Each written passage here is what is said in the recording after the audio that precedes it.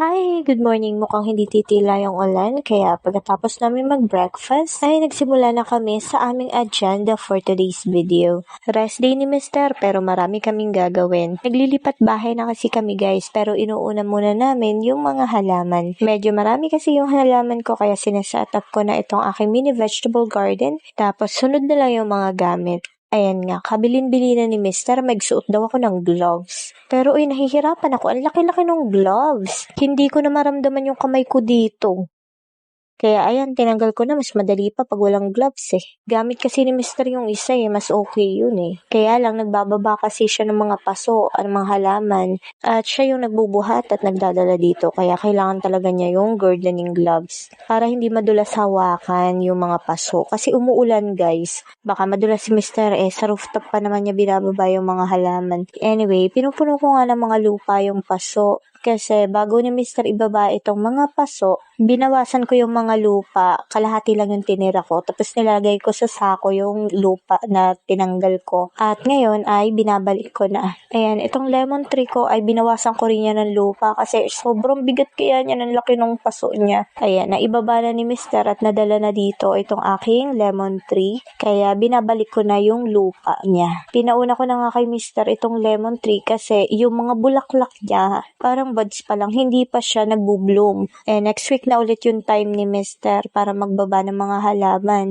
Pag nag-bloom na yung mga bulaklak nitong aking lemon tree, mahirap na kasi baka malaglag. Kaya sabi ko kay Mister, unahin niya na itong lemon tree. Hindi ko alam kung paano ko pagkakasyahin itong mga halaman ko guys. Diba, napapansin niya naman.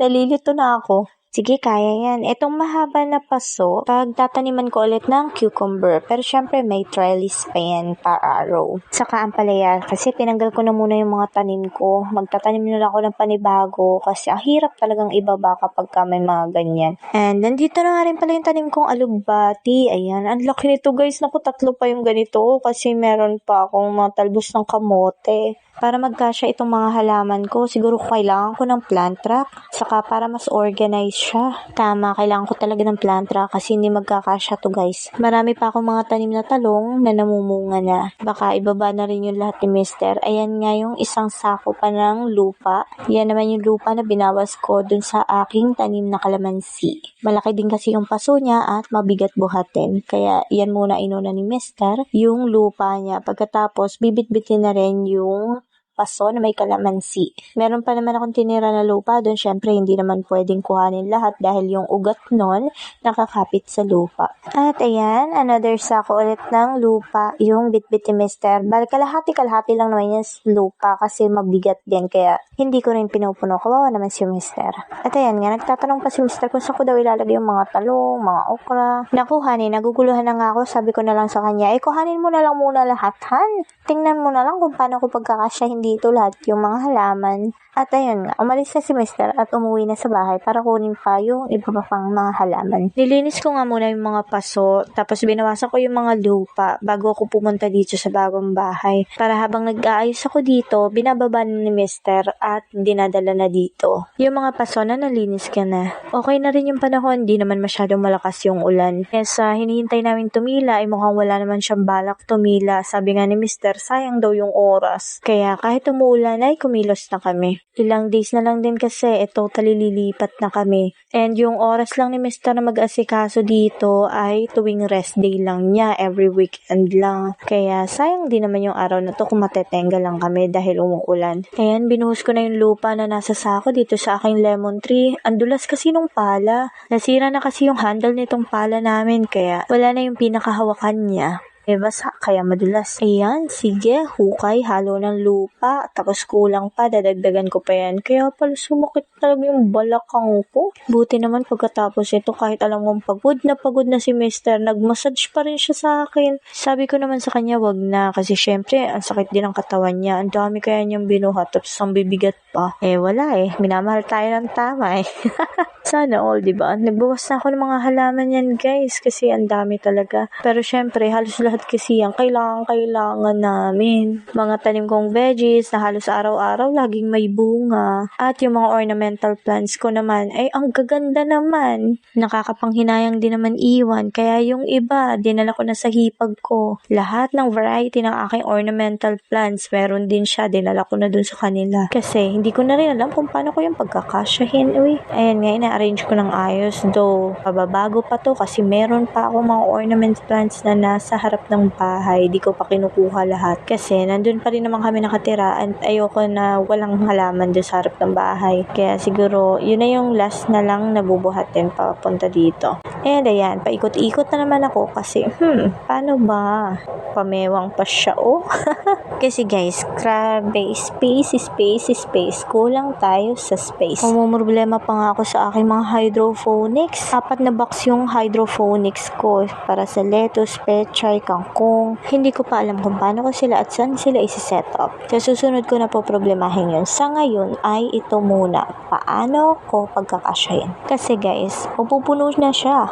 Hindi naman pwedeng wala akong lalakaran. Paano naman ako mag-harvest? Yung mga bagong tanim ko dyan, mga native talong yan. 5 nga lang yung pinunla ko kasi wala na akong paglalagyan. Tapos cayenne peppers. At itong kalamansi, nabitbit na ni Mister. Ayan, ilalagay ko na yung lupa niya. Ito rin kalamansi bago ko lagyan or sprayan ng fertilizer na pampabulaklak. Pinalipat ko na muna dito. Kasi mahirap pagka nilipat siya dito na maraming bulaklak, baka malaglag. Sayang naman. Goods naman yung kalamansi ko kasi may mga bunga pa rin siya. Yun nga lang, gusto ko na siyang sprayan pa ng pampabulaklak para mas marami pang bunga. Uwi nga muna ako sa bahay guys kasi magtatanghalian na. At yan nga si Mister na ibaba niya ang aking red okra. May bulaklak pa na sana naman ay hindi malaglag. Ito pa yung isang aking tanim na okra. Ayan. Pwede na tong i-harvest guys.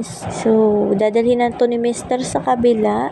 Kaya, i-harvest na natin. Ayan, may 3 tayong pwedeng i-harvest. Ayan, pasok muna ako sa loob ng bahay dahil kumuha ako ng gunting. Ang galing talagang mamunga nitong aking mga okra, guys. Nakakatuwa. At nasira pala yung paso nito. Medyo marami akong na-damage na paso, guys. Kasi tinutrolley namin papunta sa kabilang bahay. Kaya lang minsan nalalaglag. Minsan nagka-crack na lang siya kasi siguro malutong. Anyway, ito ngayon naisip ko na gawin ko na lang tong plant rack. Kitchen rack to kaya lang nabasag na kasi yung tiles nito. Kaya yung plywood na nilagay ko dyan na puti, hindi yan sakto dyan. Pansamantala lang yan, door yan ng cabinet na nasira din. Nilagay ko lang muna dyan para may patungan. Tapos syempre nilagyan ko ng bakal para support. Pero dahil naghahanap pa ako ng gagawin kong patungan ng halaman, so yan na lang, at least bakal. Hindi siya masisira, kakalawangin nga lang. Pero siguro, pwede ko naman yung pahira ng anti-rust. Tapos dito ko na lang nilagay muna yung lamesang kahoy. Medyo magulo, wala na akong balak ayusin yan dyan kasi lilipat na rin naman kami. Ayan nga, nakapagsaing na ako. Nag-fried na lang ako ng egg tapos nagbukas ng dilata. Mamaya na lang ako magluluto guys kasi nakaramdam na ako ng gutom. Tinawag ko na nga muna si Mister at yung kapatid ko si Miko at niyaya ko muna na kumain. At pagkatapos, konting pahinga lang ay kilos na ulit kami. And nandito na ulit ako sa rooftop. Ito namang regular na namumungang mga talong ang inayos ko. Medyo maputik at malumot na yung mga paso na yan kaya burnash ko na muna lahat para pag dinala sa kabila ay malinis na. Ayan nalinis ko na yan guys. Kaya nagsiputi na sila. Busy din nga pala yung kapatid ko si Miko kasi ayan, inaayos niya naman yung bahay ng kalapati niya. Ay, babay na dito sa aming rooftop. Niready ko lang yung mga ibababa ni Mister tapos bumalik na ako ulit dito. Habang nag-aayos ako sa rooftop kanina, dinala na ni Mister dito yung kitchen rock na kulay black na pagpapatungan ko ng mga halaman. Pero yung nasa ibabaw nun kasi is plywood. So iniisip ko pag nabasa ng ulan baka masira. Kaya ito, pumasok ako sa loob ng bahay kasi yung ibang mga gamit guys ay nadala na dito. Yung mga books at yung mga papers pambalot, ganyan. At naghahanap ako ng pwedeng ipambalot doon sa plywood. Alam ko kasi meron akong sticker, yung parang plastic. So, eto nga siya.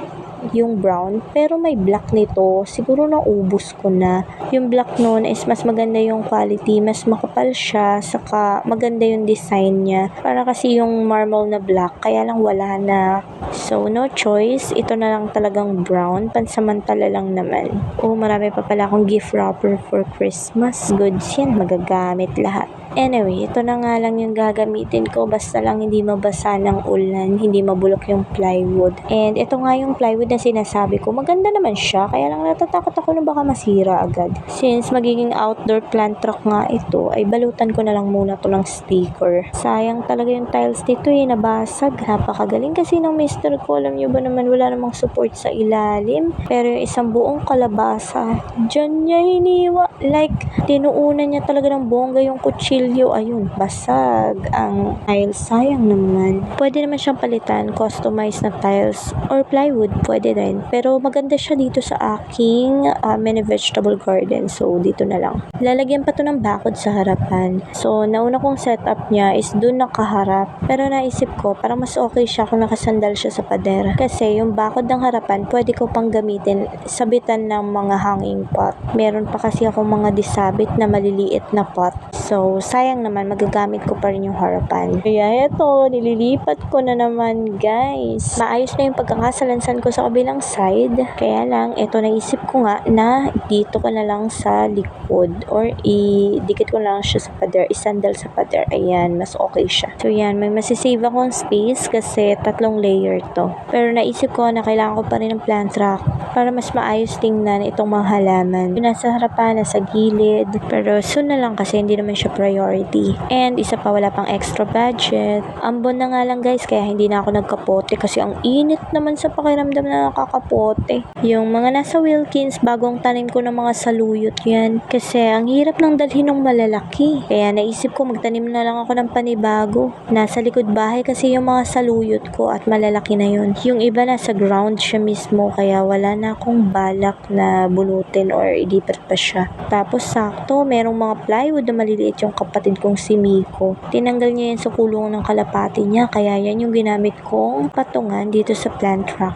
Ayan, isa-isa ko nang nilagay yung aking mga cayenne peppers tsaka yung mga siling pangsigang. Tapos maya-maya nga nandito na ulit si Mr. Dala-dala yung iba pang mga halaman. At dahil ambon na nga lang, syempre kasama niya si Mo, ang aking black and white na doggy. Pag umuulan, guys, hindi talaga yan lumalabas pero pag ambon na lang, yan, kaya na niya. Pag malakas ang ulan, ako matutulog lang yan. Sarap ng tulog niya, humihilik pa. Kaya alam niyo ba, kagigising lang talaga ng doggy na yan. Sarap ng buhay. Samantalang ako, ito nag-iisip na naman kung paano ko pagkakasyahin itong mga halaman. Yan, ginusto mo yan sarap pagtanim, di ba? Pero uy, wag ka. Isa-isa ko na nagagawa ng paraan to. Yung mga tanim kong okra ay nandun na lang siya sa labas, sa gilid. Hindi na kaya dito, kaya dyan na lang sila. Balak ko sana ay ornamental plants lang yan nasa harapan. Kaya lang hindi talaga magkakasya, kaya dyan na lang sila. At least hindi ako mahirapan mag-harvest. Tapos ayan, dinala na rin ni Mr. ang aking mulberry tree. Ipinatabi ko na lang siya sa lemon tree. May mga bunga na rin yan. Nalaglaga yung iba Pero okay lang kasi mas lalago pa yung sanga niya, mas mahirap dalhin dito. And more ayos, more setup nitong aking mga halaman. Ayan, goods na, guys. Napagkasya ko sila.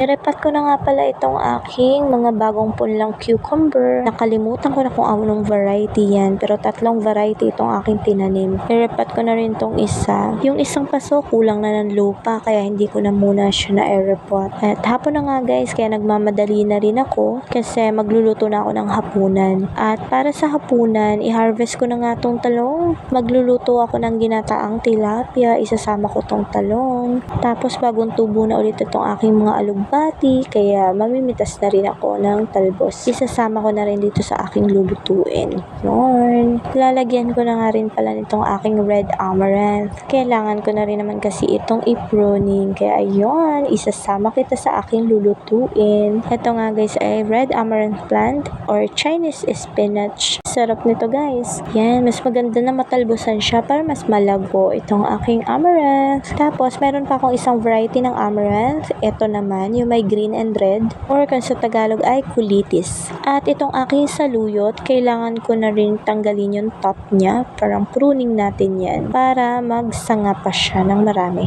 Though, meron pa akong mga saluyot dun sa likod bahay, pero ito na lang ang ilalagay ko.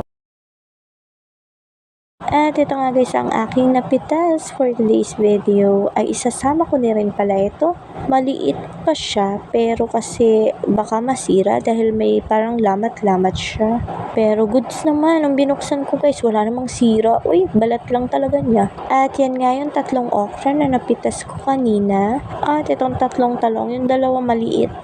Kinuha ko na kasi natakot ako baka masira, pero balat lang yun. Wala siyang tama sa loob. Tapos ito yung kulitis or the green amaranth, tapos red amaranth or Chinese spinach, then yung alugbati, saluyot.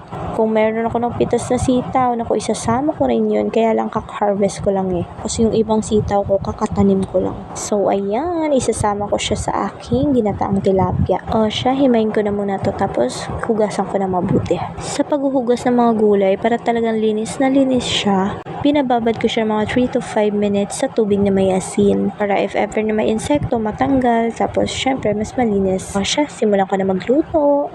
Ito na yung iluluto ko. Pinalinis ko na sa kapatid ko yung isda. Tapos ginilitan niya. Akala niya ipiprito ko. Pero carry lang. Ayan, naghiwa na ako ng luya, sibuyas, bawang. Nilagay ko na sa isda. Nilagyan ko ng asin, pamintang buo, suka, tubig, then takpan at pakulaan. Nilagyan ko rin pala ito ng ground pepper. Tapos, unang kulo, nilagay ko na yung mga talong. Pagkatapos, nilagay ko na rin itong mga okra. Sunod yan ay tinakpan ko muna ulit. Tapos, maya-maya nang kumukulo na siya, nilagay ko naman yung siling haba na pansigang. And then, nang malambot na nga itong talong at kumukulo na ulit siya, nilagyan ko na ng kukuma magata. Dinagdagan ko na rin ng konting tubig. Tapos, takpan ulit at pakuluan. At nang kumukulo na, nilagay ko na si alugbati, fresh from the garden. Nilagay ko na rin yung green and red amaranth at yung saluyo. Tapos, takpan and isang kulo na lang to guys. Ayan, luto na itong aking nataang tilapia. O siya, luto na to. Nakapagsain na rin ako guys. Sarap naman ang ulam kahit nakakapagod. Kung lagi ba namang may harvest, isulit ang pagod. O siya, maghahain na ako para makakain na kami. Napaka-productive ng araw na to. Ang dami namin nagawa. Amazing. So hanggang dito muna guys. Kain po tayo. See you sa next video. Thank you for watching. Bye!